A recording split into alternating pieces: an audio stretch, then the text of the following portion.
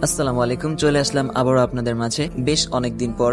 তো গল্পটা শুরু করার আগে সবাইকে জানাতে চাই যে গল্পের কিছুটা অংশ হয়তো আপনারা ভুলে গেছেন, তার জন্য আগের ভিডিওগুলো একটু দেখে নেবেন, তাহলে বুঝতে সুবিধা হবে। তো চলুন বেশি দেরি না করে ভিডিওগুলো শুরু করা যাক। এই সিরিয়াস টাইমে রাইসার এসব প্যাচালে কান দেওয়ার সময় নেই রুশানের। রাইসার অভ্যাসই এটা, ভুল বোঝার পর বুঝিয়ে বললে আবার সব ঠিক। এসবে তেমন একটা গুরুত্ব না দিয়ে নিজের কাজে মন দেয় রুশান। ফোন ছুঁড়ে বিছানায় ফেলে চুপচাপ বসে রইল রাইসা। এতদিন পর ফোন করেছে, একটু সুন্দর করে কথা বলবে, কি এমন ক্ষতি হতো? তাহলে কি সে সত্যি অন্য মেয়ের প্রেমে জড়িয়ে গেছে? এসব হাবিজাবি চিন্তা যেন রাইসার মাথা থেকেই সরে না। নিজের মাঝে বিড়বিড় করে বলে, গোষ্ঠী কিলাই তোর ভালোবাসার। রুশান বাসায় আসার পরে দেখে তুষার ও নিবিড় বসে বসে দাবা খেলছে। দাবা খেলার আইডিয়াটা হলো তুষারের। শর্ত হলো যদি তুষার খেলায় জিতে তাহলে নিবিড় তাকে একটা মেয়ের সাথে রিলেশন করিয়ে দিতে হবে, আর নিবিড় জিতলে তুষার তাকে চাইনিজ খাওয়াবে। তাই খুব মনোযোগ দিয়ে চলছে তাদের খেলা। নিবিড়কে কোনোভাবে হারিয়ে যদি একটা গার্লফ্রেন্ড ম্যানেজ করা যায়। রুশান আসার পর থেকেই একপাশে বসে তাকিয়ে আছে তাদের দুজনের দিকে। এই দুজন কম করে হলেও 8-10 বার ফোন দিয়েছে তাকে, আর এখন আসার পর কোনো পাত্তাই নেই। দুজনই ডুবে আছে খেলায়। রুশান কিছু বলতে চাইলে তুষার হাতের ইশারায় থামিয়ে দিয়ে বলে, ভাই চুপ থাক, জিততে পারলে আমার কপাল খুলে যাবে। নিবিড় বলে, আর হারলে আমাদের সবাইকে চাইনিজ খাওয়াবে। তুষার হুট করে বলে, সবাইকে কখন বললাম? নিবিড় খেলা ছেড়ে বলে, তো আমি খাবো, বাকিটা কি চেয়ে থাকবে? আর তুই জিতলে যে তোকে একটা গার্লফ্রেন্ড ম্যানেজ করে দিব সেটা? তুষার এবার খেলায় মন দিয়ে বলে, আচ্ছা ঠিক আছে, সবাইকে খাওয়াবো। দুজনই আবার খেলায় মন দিল। রুশান আগ্রহ নিয়ে তাকিয়ে রইল শেষটা দেখার জন্য। খেলা শেষে নিবিড় হেসে রুশানের সাথে হাতে হাতে তালি দিয়ে বলে, তাহলে সন্ধ্যার পর বের হচ্ছি আমরা। এদিকে আবারও ব্যর্থ হয়ে মন খারাপ করে বসে আছে তুষার। তার মনে হয় এই জীবনে আর প্রেম করা হবে না। রুশান এবার স্বাভাবিক হয়ে নিবিড়ের দিকে চেয়ে বলে, ফোন দিয়ে বললি কি জরুরি কথা আছে? কি সেটা? নিবিড় এবার আশেপাশে তাকিয়ে ফিসফিস করে রুশানকে বলে, কালকে নিলয়ের বার্থডে, জানিস সেটা? রুশান এবার বিষয়টা বুঝতে পেরে বলে, মনে আছে আমার, আর সবকিছু প্ল্যানও করে রেখেছি, তোদের জানাবো ভাবছি। এখন দেখছি তোরা ওটা নিয়ে ভাবছিস। আচ্ছা যাই হোক, ভালোই হলো। আর শোন, নিলয়কে কিছু বলার দরকার নেই, ওর জন্য সব সারপ্রাইজ হিসেবে থাকবে। নিবিড় দাবার বোর্ডটা সরিয়ে তুষারকে একপাশে গুছিয়ে রাখতে বলে, তারপর রুশানের দিকে চেয়ে বলে, তা তো অবশ্যই। রুশান উঠিয়ে দাঁড়িয়ে বলে, রাজকে বলেছিস? সেও জানে, শুধু নিলয় ছাড়া। সন্ধ্যার পর সবাই একসাথে বাইরে যাওয়ার কথা থাকলেও রাজের জন্য যাওয়া হলো না, কারণ এই সময় তার টিউশনি আছে। তাই একেবারে রাতেই ডিনারে বের হবে বলে ঠিক করেছে তারা। ওদিকে রাজ পড়া বুঝাচ্ছে, আরোহী মনোযোগ দিয়ে দেখছে সব। তারপর সব বুঝিয়ে দিয়ে আরোহীকে অঙ্ক করতে বলে ফোন হাতে তুলে নিল রাজ। অরিন মেসেজ দিয়েছিল, কি করো? রাজ রিপ্লাই দিল, পড়াই। তুমি? অরিন আবারও মেসেজ দিল, এই যে তোমার সাথে কথা বলছি। রাজ বলল, আচ্ছা বুঝলাম, মতলবটা কি ওটা বলো। অরিন বলল, কেন, আমি কি মতলব ছাড়া তোমায় মেসেজ দিই না? ভিডিও কলে আসতে পারবে? রাজ বলল, কেন? অরিন বলল, আজ কলেজে স্যার কি বুঝালো কিছুই আমার মাথায় ঢোকেনি, তুমিও তো খুব ভালো বুঝিয়ে দিতে পারবে। রাজ বলল, এখন আমি টিউশনিতে আছি, রাতে আমি কমপ্লিট করার সময় ভিডিও করে তোমাকে সেন্ড করে দিব। অরিন বলল, আচ্ছা থ্যাংক ইউ। আরোহী অঙ্ক করা বাদ দিয়ে বলে, কার সাথে কথা বলছেন? রাজ ফোন রেখে বলে, কেউ না, তোমার শেষ হয়েছে? রাজের কথায় উত্তর না দিয়ে আরোহী আবার বলে, না, কে বলুন আমায়, স্পেশাল কেউ? রাজ ধমক দিয়ে বলে, যেই হোক, তোমার কি? রাজের ধমকে মন আরো খারাপ হয়ে যায় আরোহীর। চুপচাপ আবার খাতায় কলম চালাতে থাকে। পুরোটা সময় আর একটা কথাও বলেনি সে। পরদিন সন্ধ্যার পর প্ল্যান মতো নিলয়কে নিয়ে বাইরে বের হয় নিবিড়। রাজ, রুশান ও তুষার মিলে ছাদের সবকিছুর আয়োজন করতে লাগলো। সব শেষ হলে নিলয়কে নিয়ে বাসায় আসবে, এটাই প্ল্যান। বড় একটা কেক আর চারপাশে সাজানো অনেক মোমবাতি, আর গরুর মাংসের মাঝে শিক ঢুকিয়ে রাখা হয়েছে, ওগুলো সময় হলে করবে। এখন আপাতত একপাশে কিছু ডিম ও আটা লুকিয়ে রাখা হলো। সব শেষ করে রুশান নিবিড়কে ফোন দিলে নিলয়কে নিয়ে বাসায় ফিরে সে। নিলয় সবকিছু স্বাভাবিকভাবেই নিয়ে রুমে গিয়ে ফ্রেশ হয়ে খুঁজতে থাকে সবাইকে। নিবিড় টাওয়াল দিয়ে হাত মুখ মুছতে মুছতে বলে, ওরা সবাই বাইরে গেছে, হয়তো চলে আসবে। এই সময়টা চল একটু ছাদে গিয়ে হাঁটাহাঁটি করি আমরা। নিলয় খাটে বসে বলে, কেন, আমরা কি জামাই বউ যে ছাদে গিয়ে রাতের বেলায় জ্যোৎস্না বিলাস করবো? নিবিড় রুমের এক কোণ থেকে গিটারটা হাতে নিয়ে বলে, তুই শালা আসলে একটা বলদ। ছাদে কি শুধু জামাই বউরাই যায়, অন্যরা কি যায় না? চল ছাদে গিয়ে গান শোনাবো তোকে। নিলয় কিছু বুঝতে না পেরে চুপচাপ নিবিড়ের সাথে ছাদে গিয়েই অবাক হয়ে গেল। দেখে রাজ, রুশান, তুষার ও ফৈদানটি সবাই কেক সামনে রেখে দাঁড়িয়ে আছে। নিলয় কিছুক্ষণ অবাক হয়ে চেয়ে থাকলে নিবিড় তাকে টেনে ওখানে নিয়ে সবার মাঝখানে দাঁড় করিয়ে ছুরি হাতে তুলে দেয়। কেক কাটার পর্ব শুরু হলে প্রথমেই রুশান কেকের পিস নিয়ে নিলয়ের মুখে তুলে দেয়। ওই সময়টা শুধু নিশ্চুপ হয়ে রুশানের দিকে তাকিয়েছিল নিলয়। একে একে সবাই কেক মুখে নেওয়া শেষ হলে নিবিড় আস্ত কেকটা হাতে তুলে নিয়ে থপ করে নিলয়ের মুখে। নিলয় ওদের থেকে ছুটে মুখ থেকে তা পরিষ্কার করে কিছু বলে ওঠার আগেই তুষার ডিমগুলো নিয়ে আসলে রুশান একটা একটা নিলয়ের মাথায় ভেঙে আটাগুলো নিলয়ের গায়ে ছুঁড়ে মেরে নাজেহাল অবস্থা। তুষার পেছন থেকে ধরে আছে আর রুশান সব মাথায় গায়ে মেখে দিচ্ছে, আর নিলয় হাসতে হাসতে তাদের থেকে ছোটার চেষ্টা করছে শুধু। পাশ থেকে চুপচাপ সব ভিডিও করে চলছে রাজ। ফ্রেন্ডস মহলের খুনসুটিগুলো বাড়তে বাড়তে তা যেন অজান্তে বাচ্চা মতো পরিণত হয়ে যায়। নিবিড় গিটার হাতে একপাশে বসে বলে, মন খারাপ করিস না বলদা, বলছি না তোকে একটা গান শোনাবো। রুশান আর তুষার মিলে নিলয়ের সাথে খুনসুটিতে ব্যস্ত ব্যস্ত আর নিবিড় একপাশে বসে গিটারের সুর তুলে গাইতে লাগলো। আমার ক্লান্ত বিকেল, বুকে হাওয়া লাগিয়ে হাঁটা কতটা পথ হেঁটেছি গন্তব্যহীন চেনাই শহরের বুকে, তোদের মাঝে যখন থাকি আমি পৃথিবী তখন আপন লাগে, তোরা ভুলে যাস না কখনো আমাদের বন্ধুত্ব রঙিন কোনো ঘুড়ির মতো। জন্মদিনের অনেক অনেক শুভেচ্ছা প্রিয় ভাই। গাড়ি থেকে নামতেই কয়েকজন এসে কয়েকটা ফুলের তোড়া হাতে দিয়ে উইশ করে নিলয়কে। সানগ্লাসটা খুলে হালকা মাথা নাড়িয়ে বাড়ির দিকে পা বাড়ায় নিলয়। অনেকগুলো লোকের মাঝ দিয়ে সোজা বাড়ির ভেতরে প্রবেশ করলে কয়েকজন লোক সোফা থেকে উঠে নিলয়ের দিকে ফুল বাড়িয়ে দিয়ে জন্মদিনের শুভেচ্ছা জানায়। পাশ থেকে নিলয়ের দলের একজন এসে তাকে কানে কানে ফিসফিস করে বলে, ভাই এরা তিনজন নামকরা বিজনেসম্যান, আপনাকে জন্মদিনের শুভেচ্ছা জানাতে ও কিছু বিষয়ে কথা বলতে এসেছে। বলেই সেখান থেকে সরে গেল লোকটা। নিলয় পায়ের উপর পা তুলে লোকগুলোকে বলে, বলুন। লোকগুলোর মাঝে একজন খুব অসহায় ভাবে বলে, ভাই আমরা তিনজন মিলে শেয়ারে বিজনেস করতাম, অনেক কষ্টে বিজনেসটা বড় করেছিলাম, কিন্তু শেষে কিছু লোক এসে জোর করে সব দখল করে নিল। আমরা অনেক চেষ্টা করেও কিছু করতে পারিনি। প্লিজ ভাই আপনি একটু সাহায্য করুন আমাদের, এখন আপনি আমাদের শেষ ভরসা ভাই। নিলয় সবটা শুনে শান্তভাবে বলে, আচ্ছা দেখছি আমি, আপনারা এখন আসতে পারেন। লোকগুলো এবার বিজয় হাসি দিয়ে নিলয়কে সালাম দিয়ে চলে গেল সেখান থেকে। নিলয় একটু মুচকি হাসলে আশেপাশে সবাই হেসে উঠে একসাথে। কার কাছে কার জন্য বিচার চাইতে আসছে। বোতল থেকে গ্লাসে মদ ঢেলে তা হাতে নিয়ে দাঁড়ায় নিলয়। পাশ থেকে একজন এগিয়ে এসে বলে, ভাই আজকে সবচেয়ে বেস্ট আইটেমটা খুঁজে আপনার বার্থডে গিফট হিসেবে নিয়ে এসেছি। কয়েক এলাকা খুঁজে সবচেয়ে সুন্দরীটাই টার্গেট করে এনেছি আজ। নিলয় একটু মুচকি হেসে মদের গ্লাসে চুমুক দিয়ে এগিয়ে গেল রুমের দিকে। দরজা খুলে ভেতরে ঢুকতেই দেখে সুন্দরী একটা মেয়ে রুমের এক কোণে বসে হাঁটুতে মুখ গুজে কাঁদছে। নিলয় তার সামনে গিয়ে দাঁড়ালে মেয়েটা নিলয়ের পা ধরে কাঁদতে কাঁদতে বলে, আপনার দুটো পায়ে ধরি, আমার এত বড় সর্বনাশ করবেন না। আমার বাবা মায়ের অনেক মান সম্মান আছে, তাছাড়া আমার দিকে চেয়েও কেউ কোনোদিন বাজে কথা বলতে পারেনি। আমার জীবনটা এভাবে নষ্ট করবেন না, আপনার দুটো পায়ে ধরছি আমি। কিন্তু মেয়েটার কান্না নিলয়ের কান অব্দি পৌঁছাচ্ছে না। এমন শত শত মেয়ের কান্না তার কানকে স্পর্শ করছে, তার সামনে তো এসব কিছুই না। সমস্যা কি তোর? এত জেদ উদয় হয়েছে কোথা থেকে বল আমাকে। একটা চেয়ার টেনে রাইসার সামনে বসে কথাটা বলে রুশান। রাইসা ফোনটি বা বাদ দিয়ে রুশানের দিকে তাকিয়ে রাগী দৃষ্টিতে বলে, এখানে এসেছেন কেন? আপনার না আরো গার্লফ্রেন্ড আছে, ওদের কাছে যান, এখানে কি? রুশান একটু ভাব নিয়ে বলে, আমি আমার খালার বাসায় এসেছি, তোর কি? তাহলে হুট করে আমার রুমে এসেছেন কেন? বের হন এখান থেকে। রুশান এবার রেগে রাইসার গালে টিপে ধরে বলে, এখন আসার সময় পাই না দেখে চটাং চটাং কথা শিখেছিস না? আর কাউকে অহেতুক সন্দেহ করা শিখেছিস কোথা থেকে? রাইসা নিজেকে ছাড়িয়ে নিয়ে বলে, আমি মোটেও কাউকে অহেতুক সন্দেহ করছি না। আর সন্দেহ কি? আমি তো সত্যটাই বলছি। অন্য কাউকে পেয়ে এখন আমার সাথে কথা বলতে ইচ্ছা হয় না। রুশান এবার রেগে বলে, এখন আগের মতো ধামধুম চর মারি না দেখে ভাবছিস না আমি ওসব ভুলে গেছি? আর এসব শিখলি কোথায় থেকে? কলেজে উঠে খুব চালাক হয়ে গেছিস না? আর আন্টির কাছে শুনলাম ইদানিং কলেজ ছুটির পর দেরি করে বাসায় ফিরিস, ব্যাপার কি? এবার মুখ গোমরা করে চুপ করে বসে আছে রাইসা। রাইসাকে চুপ থাকতে দেখে রুশান বলে, নতুন ডানা গজিয়েছে ভালো কথা, বেশি উড়ার চেষ্টা করবি তো কপালে দুঃখ আছে বলে দিলাম। কাল থেকে টাইম টু টাইম কলেজে যাবি, টাইম টু টাইম বাসায় ফিরবি। সময় কোনো নড়চড় হলে আর মুখে কিছু বলবো না তোকে, মাথায় ঢুকেছে কথা? রাইসা চুপ করে থাকলে রুশানের ধমকে মাথা নাড়িয়ে বলে, ঢুকেছে। রুশান হুট করে রাইসার মুখের সামনে চলে এসে বলে, মনে থাকবে? হুট করে রুশান এতটা কাছে চলে আসায় চোখ বন্ধ করে নেয় রাইসা। বন্ধ চোখে ভয়ার্থ গলায় ছোট্ট করে বলে, রুশান এবার ফু দিয়ে রাইসার সামনে আসা চুলগুলো পেছনে সরিয়ে দিয়ে একটু মুচকি হেসে বেরিয়ে যায় রুম থেকে। চোখ খুলে রুশানকে সামনে না পেয়ে একটা স্বস্তির নিঃশ্বাস ফেলে রাইসা। কিছুক্ষণ ওভাবেই বসে থেকে এরপর উঠে ব্যালকনির দিকে পা বাড়ায় সে।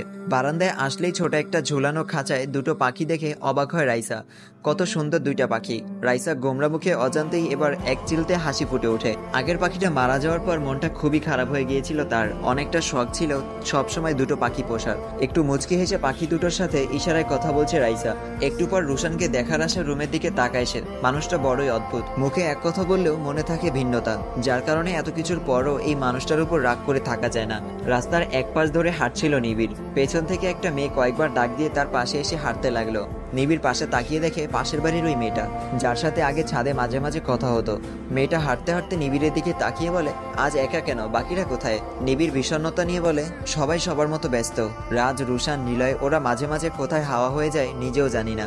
আর তুষার তো ছুটে বেড়াচ্ছে পড়ালেখার পাশাপাশি একটা চাকরি খুঁজতে, আর তাই এখন আপাতত একা একাই হাঁটছি, কি আর করার। মেয়েটা একটু হেসে বলে, এখনো কি একা একা হাঁটছেন? নিবিড় হাঁটতে হাঁটতে একটু মুচকি হেসে বলে, না তো, এখন আমার পাশে যে নীলাঞ্জনাও এসেছে।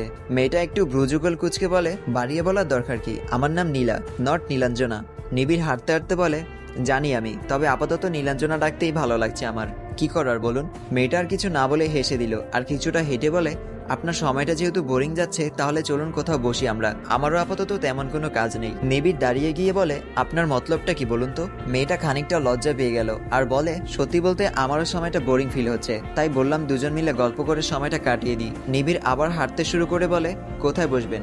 নীলা চোখে মুখে খুশির আভাস ভেসে ওঠে, হাসজ্জ্বল মুখে বলে, একটু সামনে গিয়ে বড় দিঘিটার পারে বেঞ্চের মাঝে বসুন, একটু সামনে গিয়ে বড় দিঘিটার পারে বেঞ্চের মাঝে চলুন। এই সময়টা দারুণ উপভোগ করার মতো জায়গাটা, সাথে মন শীতল করার মতো বাতাসও। আর কিছুটা হেঁটে নিবিড় বলে, বাদাম খাবেন? মেয়েটা মুচকি হেসে বলে, আমার ফেভারিট।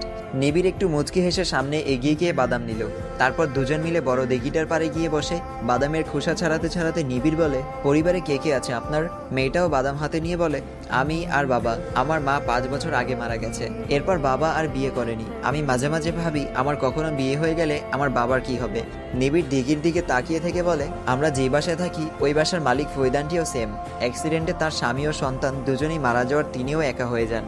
আমি মাঝে মাঝে ভাবি আমরা পড়ালেখা শেষে নিজেরা নিজেদের মতো চলে গেলে ফৈদানটি একা একা কিভাবে থাকবে। দুজনের চিন্তাধারার মিল খুঁজে পেয়ে একটু হাসলো মেয়েটা, তারপর নিবিড়ের দিকে চেয়ে বলে, আপনার ফ্যামিলিতে কে কে আছে? নিবিড় একটা দীর্ঘশ্বাস ছেড়ে বলে, পরে বলবো কোনো একদিন সময় করে। নিবিড়ের ইচ্ছাকে প্রাধান্য দিয়ে মেয়েটা বলে, আচ্ছা। তারপর আবার নিজেদের মতো বাদাম খেতে খেতে গল্প করতে লাগলো দুজন। ওদিকে ক্লান্ত হয়ে বাসায় ফিরে তুষার। নীলয় তখন বসে বসে টিভি দেখায় ব্যস্ত ছিল। তুষারকে এমন ঘামাতে দেখে সে হেসে বলে, আর কত এই 15 থেকে 20,000 টাকার চাকরির পেছনে দৌড়ে সময় নষ্ট করবি? তুষার শার্ট খুলে এসির নিচে নিজেকে বিলিয়ে দিয়ে আরাম করে বসে বলে, কি আর করা, চেষ্টা তো করতেই হবে তাই না? নীলয় এবার টিভি দেখা ছেড়ে আশেপাশে একবার তাকিয়ে দিয়ে বলে, আমি যদি তোকে কোনো জব ম্যানেজ করে দিই তাহলে করবি? নীলয়ের কথায় হাসতে থাকলো তুষার, আর হাসতে হাসতে বলে, তুই আমাকে জব ম্যানেজ করে দিবি? হাস্যকর এটা।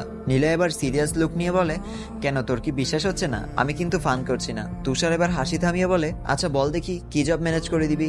তুষার আবার চারপাশে তাকিয়ে বলে, কাজ খুবই হালকা, একদিন কাজ করবি, কয়েকদিন বসে থাকবি, বাট মাসে কামাতে পারবি লাখ লাখ টাকা।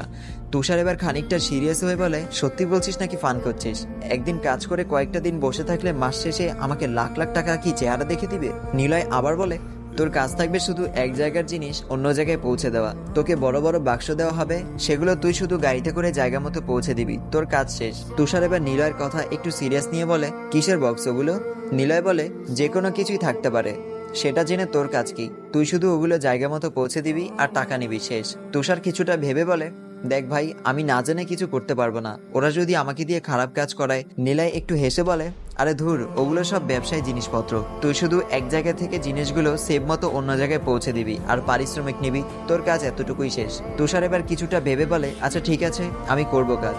নীলয় একটু মুচকি হেসে বলে, ধরে নে তোর চাকরি কনফার্ম, তবে হ্যাঁ একটা শর্ত আছে, এই জবের কথা যেন আমি আর তুই ছাড়া অন্যরা কেউ না জানে। তুষার মাথা নাড়িয়ে আচ্ছা বলে একটা টাওয়াল নিয়ে ওয়াশরুমে চলে গেল। আড়ালে একটু ভিলেন হাসি দিলেন নীলয়। তুষার হয়তো নিজেও জানে না সে কোন বিজনেস জড়াচ্ছে। রাতের আধারে একা গাড়ি নিয়ে ছুটছে তুষার, যত দ্রুত সম্ভব সঠিক জায়গায় মাল পৌঁছে দিয়ে বাড়ি যেতে হবে। লাইফের প্রথম অভিজ্ঞতা, মনে একটা প্রশ্ন বারবার কুহু ডাকছে, সে যেই মালগুলো নিয়ে যাচ্ছে এর ভেতরে কি আছে? তাকে কোনো খারাপ কাজে ব্যবহার করা হচ্ছে না তো?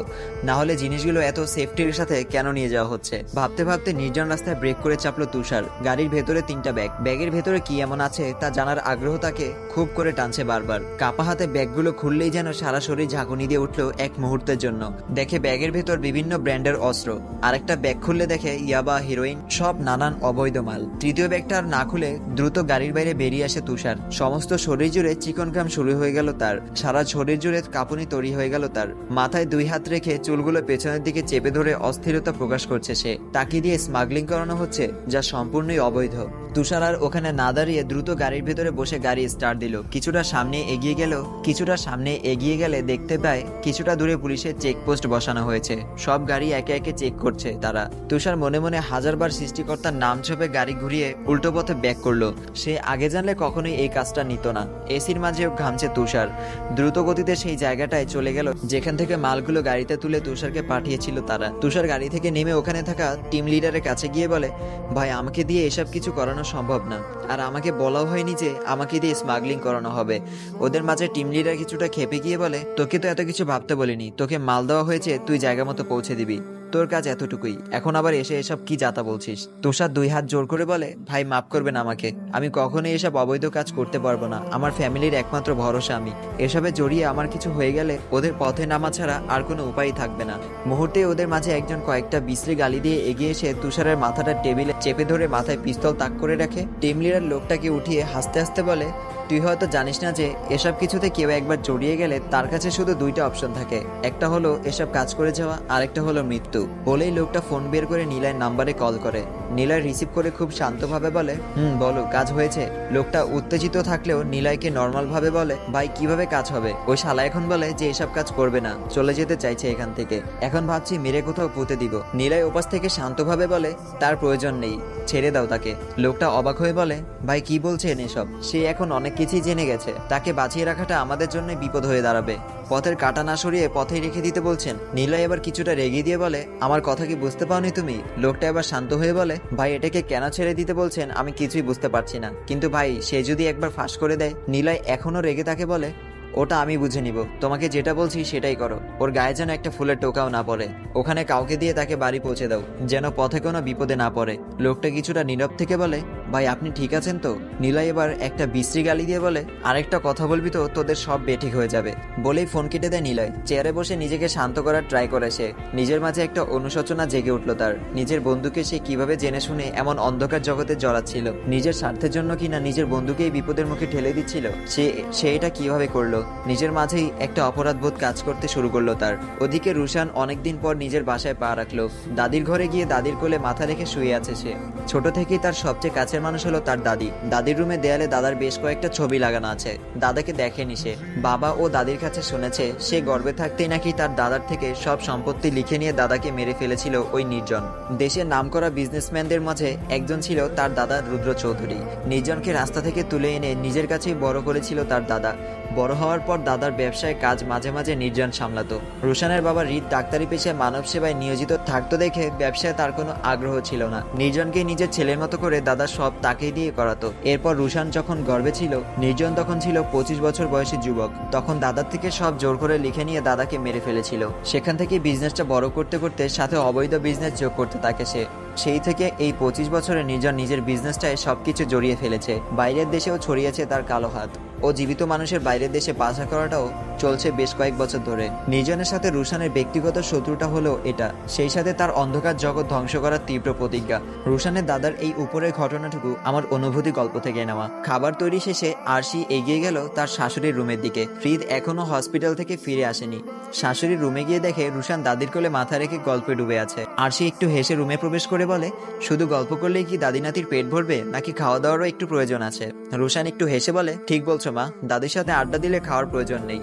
দাদির মিষ্টি মিষ্টি কথা শুনলেই পেট ভরে যায়। দাদি তা শুনে হাসতে হাসতে রুশানের মাথায় হাত বুলাতে থাকে। বাসায় ফিরে নিলয়ের সামনে গিয়ে রাগী লুক নিয়ে তাকিয়ে আছে তুষার। নিলয় জামার কলার চেপে ধরে বলে, শালা তুই আমাকে কোন জায়গায় নিয়ে ফেললি? একটুর জন্য নিজের জীবন নিয়ে বেঁচে ফিরতে পেরেছি। নিলয় একটু হাবাহুবা ভাব নিয়ে বলে, আমি তো জাস্ট মাল সেলের জব দেখে ওটা তোর জন্য সিলেক্ট করেছি। তুষার এখনো রেগে বলে, আমি আগেই জিজ্ঞেস করেছিলাম কিসের মাল আমাকে ডেলিভারি দিতে হবে, তুই বলেছিলি ব্যবসায়িক মাল, কিন্তু শেষে গিয়ে দেখি সব স্মাগলিং এর জিনিস। নিলয় কিছু না জানার মতো গালে হাত দিয়ে বলে, আই হাই কি বলিস?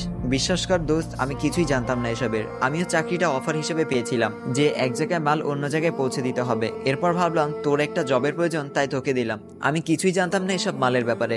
নিলয়ের বানানো গল্প শুনে তুষার এবার কিছুটা শান্ত হয়ে নিলয়ের কলার ছেড়ে দিয়ে বলে, ওরা আমার মাথায় পিস্তল ঠেকে রেখেছিল, পরে কার সাথে জানি কথা বলে আবার ছেড়ে দিয়েছে। জমের দুয়ার থেকে বেঁচে ফিরেছি, আর কখনো এসব উল্টাপাল্টা জবের অফার আমাকে দিবি না। ওদের দুজনের চেঁচামেচি শুনে পাশের রুম থেকে বেরিয়ে আসে রাজ। তাদের মাঝে এসে বলে, দুজন মিলে আবার কি বিষয়ে ঝামেলা করছো তোমরা? তুষার কিছু বলার আগেই নিলয় তাকে থামিয়ে বলে, আরে তেমন কিছু না, এমনি একটা বিষয় নিয়ে কথা বলছিলাম আমরা। তুষার কিছু বলতে যাওয়া আর নিলয় তা থামিয়ে দিয়ে কথা ঘুরিয়ে নেওয়াটা রাজের চোখ এড়ালো না। রাজ কিছুক্ষণ শান্ত থেকে নিলয়ের দিকে চেয়ে বলে, তবে দুজন ঝগড়ায় বেঁধে যেও না আবার। বলেই পাশের রুমে চলে গেল রাজ। ইদানিং নিলয়কে কিছুটা অস্বাভাবিক মনে হচ্ছে রাজের কাছে। আজ কলেজে আসার পর থেকেই নার্ভাস হয়েছে রাজ। নিবিড় আর তুষার এই অরিনের সম্পর্কের অনেক কিছুই বলেছে। সত্যিই তো অরিনের পেছনে কত ছেলেই পড়ে থাকে। হুট করে কেউ এসে প্রপোজ করে দিলে আর অরিন রাজি হয়ে গেলে রাজ দেখা ছাড়া আর কিছুই করতে পারবে না। চাইলে অনেক কিছুই করতে পারলেও জোর করে ভালোবাসা হয় না। ইদানিং নিবিড় ও তুষারের নানান বুদ্ধি ধরে ফাইনালি অরিনকে প্রপোজ করার সিদ্ধান্ত নিয়েছে সে। কেউ নিয়ে যাওয়ার আগে সময় থাকলে ভালোবাসার মানুষটাকে ভালোবাসার কথাটা বলে দেওয়াই ভালো। সেই আসার পর থেকেই নার্ভাস রাজ। নিবিড় কয়েকটা গোলাপ নিয়ে এসে রাজের হাতে ধরিয়ে দিল। পাশ থেকে তুষার বলে, ভয় পেও না ভাই, তোমার কপাল খুলতে চলেছে। আর আমার ফাটা কপাল ফাটাই রয়ে গেল। মানুষ যতই সাহসী হোক, ভালোবাসার মানুষের সামনে সে সবচেয়ে দুর্বল ও ভীতু প্রকৃতির হয়, যদি তাকে মন থেকে ভালোবেসে থাকে। রাজ আবার নার্ভাস হয়ে কিছু বলতে যাবে, তার আগেই নিবিড় তাকে বলার সুযোগ না দিয়ে ধাক্কিয়ে অরিনের কাছে পাঠিয়ে দিয়ে 2 হাত লাইকের মতো করে বোঝালো, বেস্ট অফ লাক। ভার্সিটির মাঠে সজোরে থাপ্পড় পরে রাজের গালে। সামনে দাঁড়িয়ে থাকা অরিন ফুসতে ফুসতে বলে, ছোট লোকের বাচ্চা, অরিন চৌধুরীর মতো মেয়েকে প্রপোজ করার সাহস তুই কোথায় পাস? বন্ধু ভেবে নিজের সাথে মিশে দিয়েছি দেখে একেবারে মাথায় চড়ে বসলি? ব্রাহ্মণ হয়ে চাঁদ ধরার স্বপ্নটা নিজের মাঝেই রেখে দে, বুঝলি? নিজের দিকে একবার তাকা, আর আমার দিকে একবার তাকা।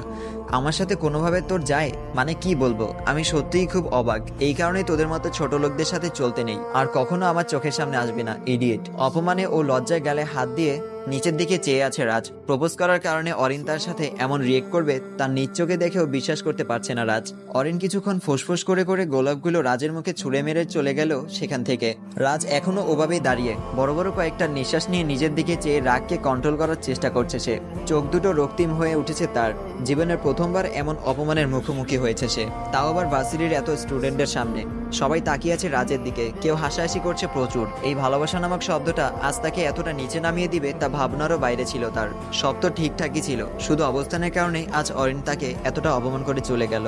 ওদিকে নিবিড় ও তুষার যেন শক্ট হয়ে দাঁড়িয়ে আছে আজ। রাজের সাথে অরিনের এমন আচরণে যেন তাদের মাথায়ও বাজে পড়ার মতো অবস্থা হলো। কি ভেবেছিল আর কি হলো? মানুষ এতটা নিখুঁত অভিনয় কিভাবে করতে পারে? একরাশ বিরক্তি নিয়ে বান্ধবীদের মাঝে গিয়ে বসে অরিন। ওদের মাঝে কেউ কেউ বলে ওঠে, রাজকে এভাবে অপমান করলি কেন? অন্তত বুঝিয়ে বলতে পারতি, তাই না? আর তোরা এমনিতেও তো অনেক ভালো বন্ধু ছিলি। অরিন বিরক্তি নিয়ে বলে, কিসের বন্ধু? ওর মতো ছোট লোকের সাথে কিসের বন্ধুত্ব? পড়াশোনায় ভালো ছিল, ও হেল্প করতো দেখে একটু মিশতাম, তা না হলে ওই খ্যাত ছেলেকে আমি কোন দুঃখে নিজের বন্ধু বানাতে যাব? আর ওই ছোট লোক এটাকে প্রেমের সম্পর্ক পর্যন্ত নিয়ে গেল। পাশ থেকে একজন বলে, এভাবে বলছিস কেন? মানুষ দরিদ্র হতেই পারে, এটা তো আর সে ইচ্ছে করে হয়নি। সৃষ্টিকর্তা যাকে যেভাবে পাঠিয়েছে। আর এমনও তো না যে সে সারা জীবন এমন থাকবে। তুই ওর সাথে এমন ব্যবহার না করলেও পারতি। অরিন একটু তাচ্ছিল্যভাবে বলে, গরিবের ছেলে বড় লোকের মেয়ে, এসব ড্রামা শুধু গল্প আর সিনেমাতেই মানায়, বাস্তব জীবনে না। আর আবেগ দিয়ে দুনিয়া চলে না। সো ওসব জ্ঞান আমাকে দিতে আসিস না। নিবিড় ও তুষার রাজের কাছে এগিয়ে যায়। তুষার মনে মনে বেশ কয়েকটা গালি দিল ওই অরিনকে। এতই যখন দিমাগ দেখাবি তাহলে মিশতে গেলি কেন? ওখানে আর না দাঁড়িয়ে সোজা গেটের দিকে হাঁটা ধরে সে। পেছন পেছন নিবিড় ও তুষার দুজনই ব্যাগ কাঁধে নিয়ে ছুটে চলে। রুশানের মাথায় হাত বুলিয়ে দিয়ে দাদি বলে, তোকে ইমার্জেন্সি খবর দিয়ে কেন বাড়িতে আনা হয়েছে জানিস? রুশান দাদির দিকে তাকিয়ে বলে, না তো, কেন ডার্লিং? দাদি একটু মিটি হেসে বলে, সেটা সময় হলে বুঝবি ডার্লিং। রুশানের মাথায় এবার চিন্তা ধরে গেল, কি এমন কাজের জন্য এমন জরুরি বাসায় আসতে বলল? কিছুক্ষণ পর মায়ের কাছে গেলেও কিছু বলেনি সে, শুধু বলে, বিকেলে তোর আরিশা আন্টিদের বাসায় যাব, ওরা আমাদের সবাইকে দাওয়াত দিয়েছে তাই। রুশান একটু অবাক হয়ে বলে, আমি তো প্রায় ওই বাড়িতে যাই, এভাবে জরুরি ভাবে নিয়ে আসার কি প্রয়োজন ছিল? আর সে এবার ছেলের দিকে চেয়ে বলে, তার মানে কি আসতে বলে খুব অপরাধ করে ফেলেছি? রুশান এবার একটু হেসে বলে, আমি কি ওটা বলেছি নাকি? তোমরা আসতে বলবে না তো কে বলবে? আর সে এবার একটু মুচকি হেসে বলে, তাহলে বিকেলে যাচ্ছি আমরা, রেডি থাকিস। এর মাঝে দেখে হৃদও বাসায় চলে এসেছে। কি হচ্ছে কিছুই মাথায় ঢুকছে না রুশানের। যাই হোক, এই ক্ষেত্রে সে একজন নীরব দর্শক। বিকেলে আরিশা আন্টিদের বাসায় যায় তারা। রুশান সিঁড়ি বেয়ে উপরের দিকে পা বাড়ালে দাদি তাকে ডেকে বলে, এত তাড়াহুড়ার প্রয়োজন নেই রে দাদু ভাই, সময় হলে রাজকন্যা ঠিকই নিচে আসবে। দাদির কথায় খানিকটা লজ্জা পায় রুশান। পুনরায় এসে আবার দাদির পাশে বসে পড়ে সে। বাবা মা ও আঙ্কেল আন্টি কথা বলছে নিজেদের মতো। রামিম ভাইয়াও এসে বসলো সবার মাঝে। দুই পরিবারের সবাই উপস্থিত। কি হচ্ছে কিছুই বুঝতে পারছে না রুশান। কিছুক্ষণ পর রাইসাকে হালকা সাজিয়ে নিচে নিয়ে আসা হলো। রুশানের পাশ থেকে রামিম উঠে গিয়ে রাইসাকে রুশানের পাশে বসালো। এবার রুশানের মাথায় কিছুটা ঢুকলো যে তাদের দুজনকে ঘিরেই এত কিছু। এরপরে কি হবে তা দেখার পালা। পাশ থেকে আরশি হাসি মুখে রুশানের হাতে একটা আংটি দিয়ে বলে, রাইসার হাতে পরিয়ে দিতে। অবাক হলো রুশান। রাইসাও দেখছে একটু একটু করে মিটিমিটি হাসছে। তার মানে দুজনের এঙ্গেজমেন্টের আয়োজন ছিল সব শেষে মাকে রুশান জিজ্ঞেস করলো, এই জন্য আমাকে কেউ কিছু বলনি তোমরা? আর এসব এত তাড়াতাড়ি হওয়ার প্রয়োজন কি ছিল? ছেলের কথায় আরশি একটু হেসে বলে, আগে বললে কি তুই এখানে আসতি? তাছাড়া রাইসা চাইছিল আপাতত তোদের এঙ্গেজমেন্টটা হয়ে থাকুক। রুশান এবার ভ্রু কুঁচকে বলে, তার মানে এসব প্ল্যান তার ছিল? আরশি হেসে বলে, না, প্ল্যান ছিল আমাদের সবার। রাইসা বাসায় নাকি কান্নাকাটি করছিল, তুই তাকে ইগনোর করছিস, কথা বলিস না, হ্যান ত্যান, তাই বললো আপাতত এঙ্গেজমেন্টটা করে রাখতে, যাতে অন্য কোনো মেয়ের দিকে না তাকাস। রুশান অবাক হয়ে বলে, তার মানে এসব তোমাদেরও বলে দিয়েছে যে কথা বলি না এই সেই? আরশি হাসতে হাসতে আরিশার কাছে চলে গেল। রুশান কপালে হাত দিয়ে বলে, ইয়া মাবুদ, এই মেয়ের জ্ঞান বুদ্ধি কবে দিবে তুমি? পরদিনই সবশেষে ফ্রেন্ডস মহলে ফিরল রুশান। আর এইদিকে 2 দিন যে রাজ অরিনের মাঝে এত কিছু ঘটে গেছে তা বুঝতেও পারেনি। ঘটেছে গতকাল। এই সময়টা আর ব্যস্ততার কারণে কারোর সাথে কথাই হয়নি। কিন্তু রাজকে দেখে মনে হচ্ছে না কিছু হয়েছে, অন্য সবার মতো স্বাভাবিক আছে সে। রুশান বিষয়টা জিজ্ঞেস করলেও রাজ একটু মুচকি হেসে বলে, বাদ দাও ওসব কথা, ওটা একটা ছোট্ট অ্যাক্সিডেন্ট হিসেবে ধরে নাও। লাইফে তো এমন ছোটখাটো অ্যাক্সিডেন্ট ঘটে, এত সব নিয়ে ভেবে লাভ আছে? সন্ধ্যার পর 5 জন বন্ধু মিলে একসাথে বসে নাস্তা করছে। ফৈদ আন্টি নুডলস রান্না করে দিয়ে গেছে। তুষার নুডলস খেতে খেতে নিবিড়ের দিকে চেয়ে বলে, আচ্ছা নিবিড়, আমাকে একটা কথা বলো তো, রাজেরও ফ্যামিলি আছে, আমিও বাড়িতে যাই, রুশানও বাড়িতে যায়, নীলায়ও যায়, বাট তুই কোথাও যাস না কেন? মানে কখনো তো তোর বাবা মায়ের সাথে কথা বলতেও দেখি না। ইনফ্যাক্ট ফৈদ আন্টির কাছে শুনলাম তুই ঈদও এখানে একা একা করিস। নিবিড় নুডলস খেতে খেতে বলে, ওদের সাথে আমার কোনো যোগাযোগ নেই। তুষার একটু অবাক হয়ে বলে, কেমন বাবা মা যে একবার ফোন করেও খবর নেয় না? মুহূর্তে নিবিড়ের চোখ দুটো ছলছল করে ওঠে আর খুব শান্তভাবে বলে, আমার কোনো বাবা মা নেই। এবার রাজ, রুশান, নীলায়ও খাওয়া দাওয়া বাদ দিয়ে নিবিড়ের দিকে তাকায়। নিবিড় এক হাতে চোখের পানি মুছে নিয়ে হাসতে হাসতে বলে, তোদেরকে বলছিলাম না আমার জীবনের একটা গল্প আছে, আজ শুনবি? সবাই একসাথে আগ্রহ নিয়ে নিবিড়ের দিকে তাকায়। নিবিড় এবার খাওয়া বাদ দিয়ে বলতে থাকে, আমার বাবা মাকে কখনো দেখিনি আমি যখন খুব ছোট তখন এক শীতের রাত্রিতে রাস্তায় পড়েছিলাম আমি। একজন মহিলা আমাকে রাস্তায় কুড়িয়ে পেয়েছিল। এরপর সে আমাকে তার বাসায় নিয়ে গিয়ে বড় করতে থাকে। আমার মা বাবার সম্পর্কে কিচ্ছু মনে নেই আমার, তাকেই মা বলে ডাকতাম। আমাকে স্কুলে ভর্তি করালো। আমার যখন 12 বছর বয়স তখন ক্লাস 7-এ পড়তাম আমি। আর তখন আমার সেই মা মারা গিয়েছিল। মারা যাওয়ার আগে আমাকে সব বলে গিয়েছিল সে, আমাকে রাস্তা থেকে কুড়িয়ে পেয়েছে সে মারা যাওয়ার পর আমি আবার একা হয়ে গিয়েছিলাম। ক্ষুধার জ্বালায় কত মানুষের কাছে গিয়েছি, কেউ খাবার দিত, আবার কেউ লাথি উষ্টা মেরে কুকুরের মতো তাড়িয়ে দিত। এরপর কাজ করা শুরু করলাম। যখন যা কাজ পেতাম তাই করতাম। আমার কুড়িয়ে পাওয়া মা আমাকে সবসময় স্বপ্ন দেখাতো বড় কিছু হওয়ার, তাই কাজ করে টাকা জমিয়ে পড়াশোনাও চালাতাম আমি। সপ্তাহে 3 দিন স্কুলে যেতাম আর বাকি 4 দিন কাজ করতাম। কখনো কখনো স্কুল থেকে ফিরেও কাজ করতাম। দিনে কাজ করতাম, রাতে শরীরে ব্যথা নিয়ে পড়তে বসতাম। আমায় কুড়িয়ে পাওয়া মায়ের বাড়িটা ছিল খুব ছোট, একদম নদীর পাশে। ওখানেই থাকতাম। তারপর সেই থাকার জায়গাটাও নদীতে হারিয়ে যায়। তখন আমি 10 শ্রেণী পাশ করে ইন্টারে ভর্তি হয়েছিলাম। ওখানে এক চাচার হাত ধরে এখানে ছোটখাটো একটা চাকরির ব্যবস্থা হলো, নিজে চলার মতো। পড়াশোনার পাশাপাশি পার্ট টাইম জব করতাম, একটা মেসে থাকতাম। এভাবেই চলছিল। ছোটবেলা থেকেই নানান প্রতিকূলতার মধ্য দিয়ে বড় হয়েছি আমি। অনেক কিছুই দেখেছি জীবনে, অনেক কিছু শিখেছি, অনেক মানুষ চিনেছি। এরপর অনার্সে ভর্তি হওয়ার পর ফৈদ আন্টির কাছে এসে উঠি। সে আমার সব শুনে নিজের ছেলের মতো দেখে। এখানেই থাকতে শুরু করি। এরপর একে একে তোরা সবাই আসলি। সত্যি বলতে তোরা ছাড়া এই পৃথিবীতে আমার আর আপন বলতে কেউই নেই। যাওয়ারও কোনো জায়গা নেই। আমার বাবা মাকে তাও আমি জানি না। আমার খোঁজ কে নিবে বল? কখন যে তুষারের চোখে অশ্রু জমা হলো তা নিজেও বুঝতে পারেনি সে।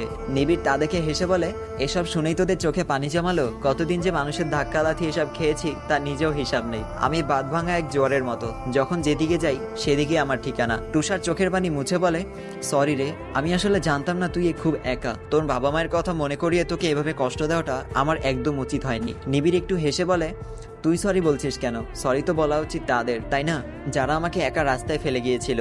জানিস, তোরা যখন বাবা মায়ের কথা বলিস তখন আমার খুব মনে হয় আমার বাবা মায়ের কথা। মনে হয়, ইস, আমারও যদি এমন বাবা মা থাকতো তাহলে এভাবে বেঁচে থাকতে হতো না আমারও খুব ইচ্ছে করে জাস্ট একবারের জন্য হলেও আমার বাবা মায়ের মুখটা দেখতে। গল্প সম্পর্কে কিছু কথা। অনেকেই বলেছেন গল্পের মেন কাহিনী কি। আমি অবাক হই এটা ভেবে যে এতদিন গল্প শুনেও আপনারা গল্পের মেন কাহিনীটা ধরতে পারেননি। অনেক গল্পই তো থাকে যে প্রেম, পরকীয়া, বিয়ের পর স্বামী স্ত্রীকে বা স্ত্রী স্বামীকে না মানা, এরপর তাদের প্রেম হওয়া, এমন গল্প তো অনেকেই শুনেন। কিন্তু এই গল্পটা একটু ভিন্ন রকম, যেখানে কোনো মেয়ে নয়, বন্ধুত্বটাই সেরা হবে। যারা সকল প্রতিকূলতার মধ্য দিয়ে একসাথে থেকে অন্যায় অবিচার বন্ধ করবে। প্রত্যেকের একটা করে গল্প থাকবে, তাদেরও আবেগ অনুভূতি থাকবে, হাসি কান্না, ঝগড়া, আবার দিন শেষে একসাথে একে অপরের পাশে থাকা, সবকিছু মিলিয়ে একটা বন্ধুমহল তৈরি করা। আর একটা গল্পের যেমন শুরু আছে তেমন শেষও আছে, আর তা তাড়াহুড়ো করে শেষ করলে কখনোই গুছানো যায় না। আমি আগেই বলেছি গল্পটা একটু ধৈর্য সহকারে শুনতে হবে। একসময় তাদের বন্ধুদের সব চরিত্রেরই একটা সুন্দর সমাপ্তি হবে, আর সমাপ্তির মাধ্যমে চরিত্রগুলো বিদায় নিবে আপনাদের থেকে। গল্পে ওদের একটা করে উদ্দেশ্য আছে। এসব বিপদের মাঝে বন্ধুর পরিচয়টা কেমন হয় বা কতটুকু সাকসেস হয়ে তারা ওসব অসাধু মানুষের থেকে অসহায় মানুষদের বাঁচাতে পারবে। এবার গল্পের মূল কাহিনী ধীরে ধীরে প্রকাশ পাবে। আশা করি বন্ধুত্বের ও ভালোবাসার সুন্দর একটা সমাপ্তি শুনতে পারবেন আপনারা।